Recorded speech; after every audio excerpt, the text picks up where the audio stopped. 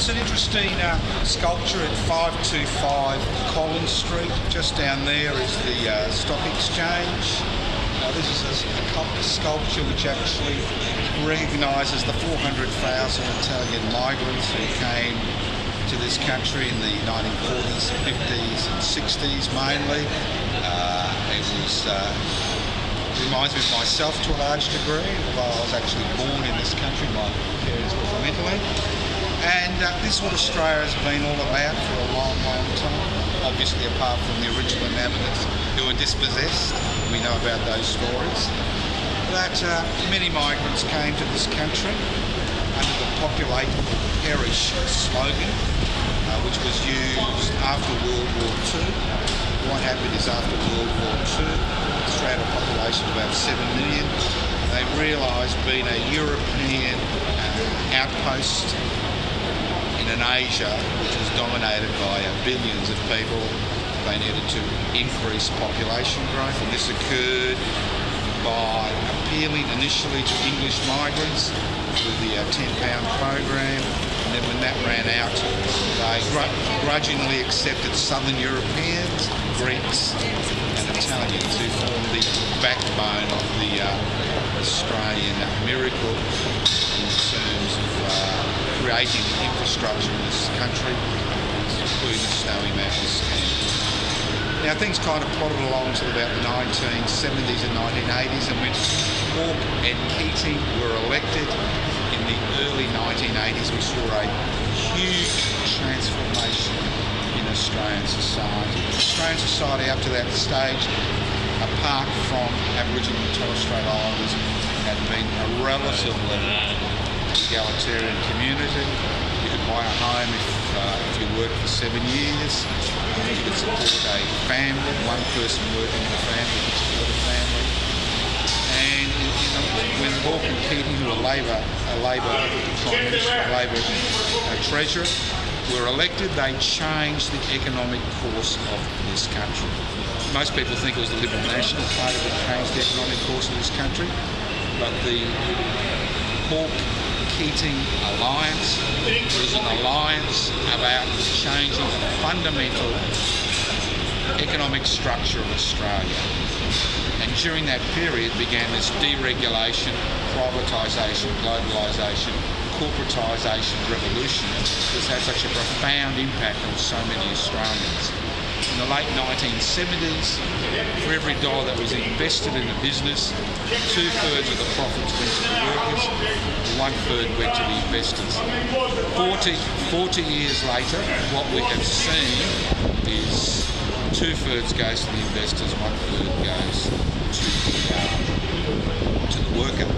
Now we've seen a profound cultural and ideological shift in the Australian community, and that began with the introduction of superannuation. Superannuation is basically the privatisation of old age, where you pay for your old age through an involuntary contribution to a saving fund.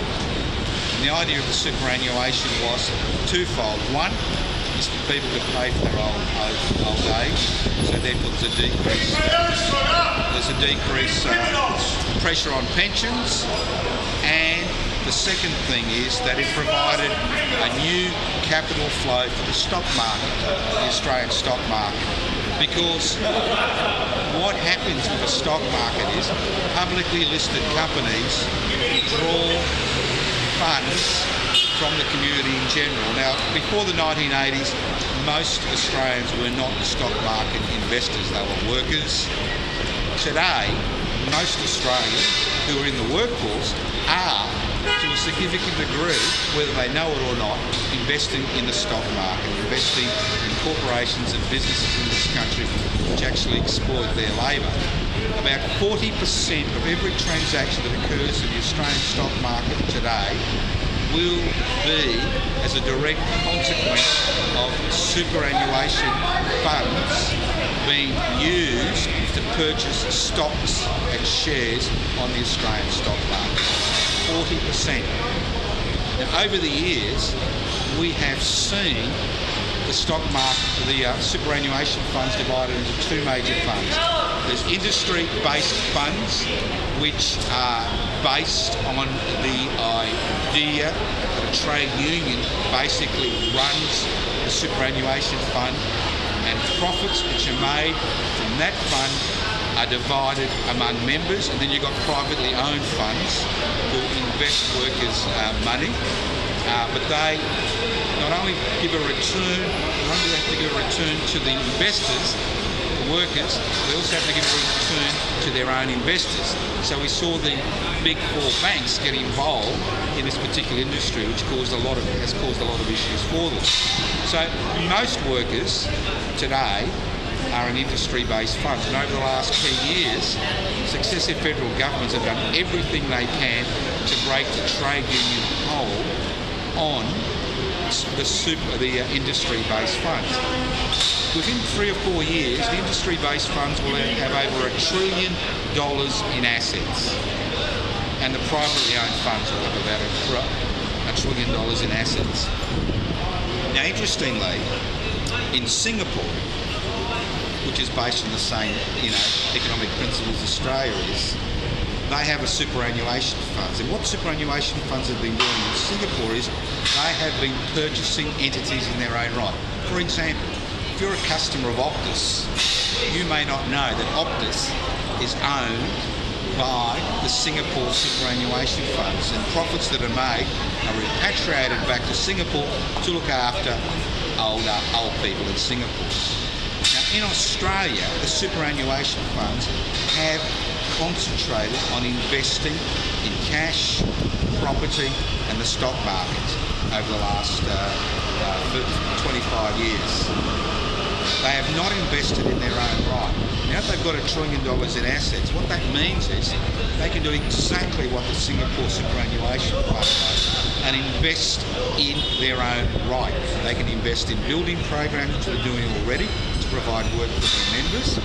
They can invest in ethically based industry.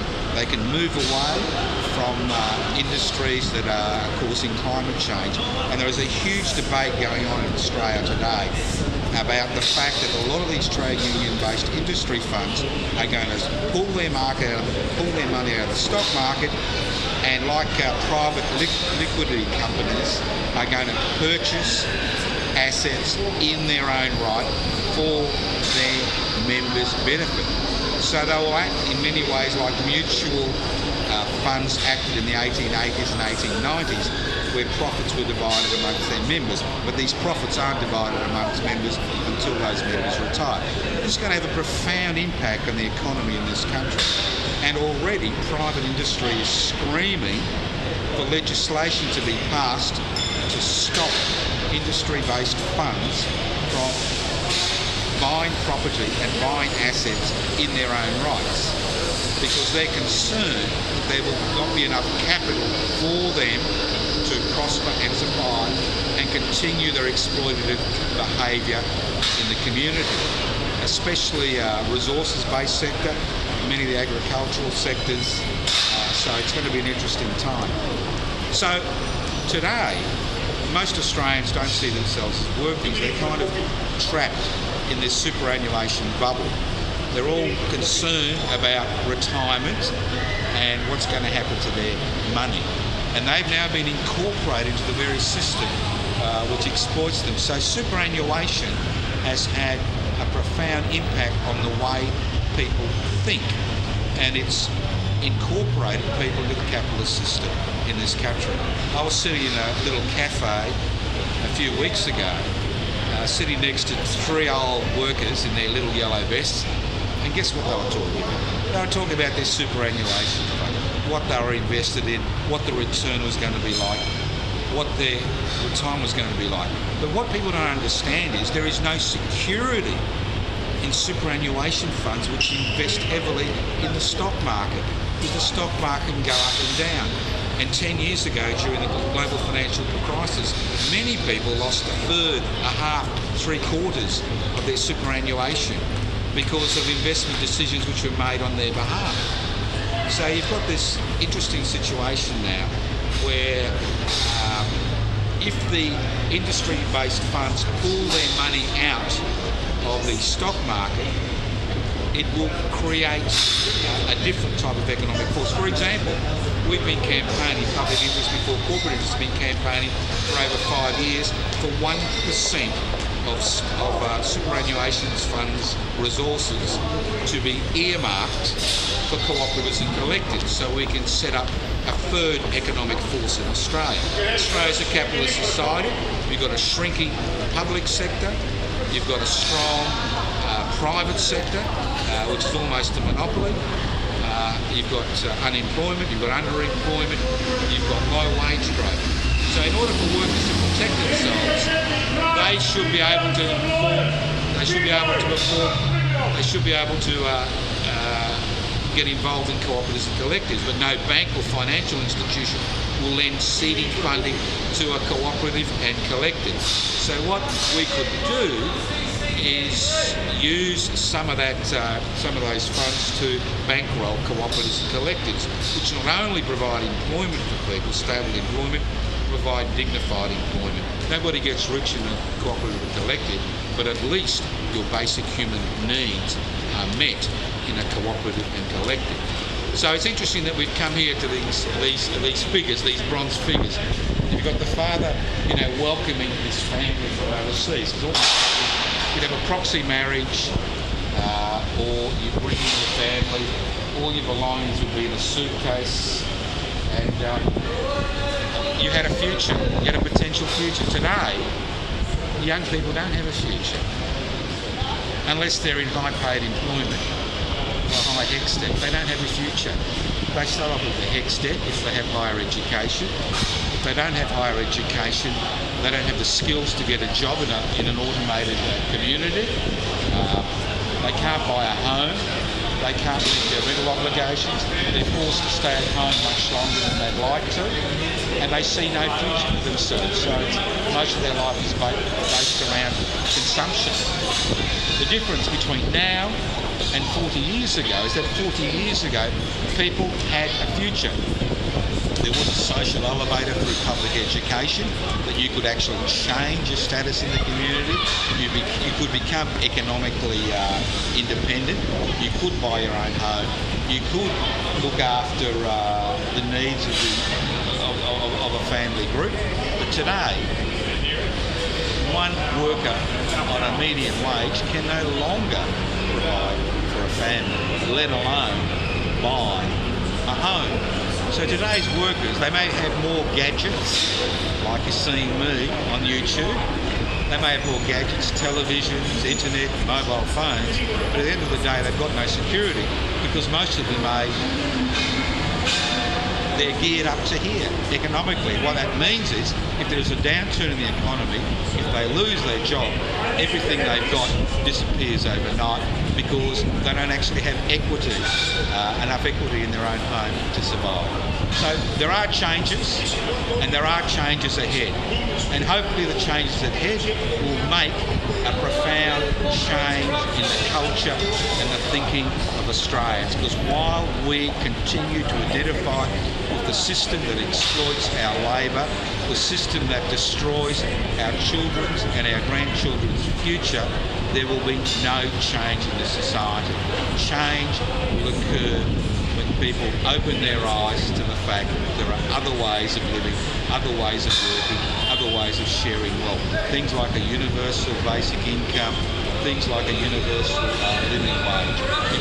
Because things need to change today in a radical fashion, and that means that you need to become involved in activities. And more important, you need to understand what's happening around you, why superannuation is so important to you, and it's not, why it's so important, and why you should understand what's happening to your money, who's investing it, how they're investing it, the type of returns you receive, because the recent Banking and Financial Sector Royal Commission said that as far as superannuation is concerned, fees and charges for low-paid workers outweighed any benefits. And you've got to remember that superannuation doesn't take into account people who have to work part-time.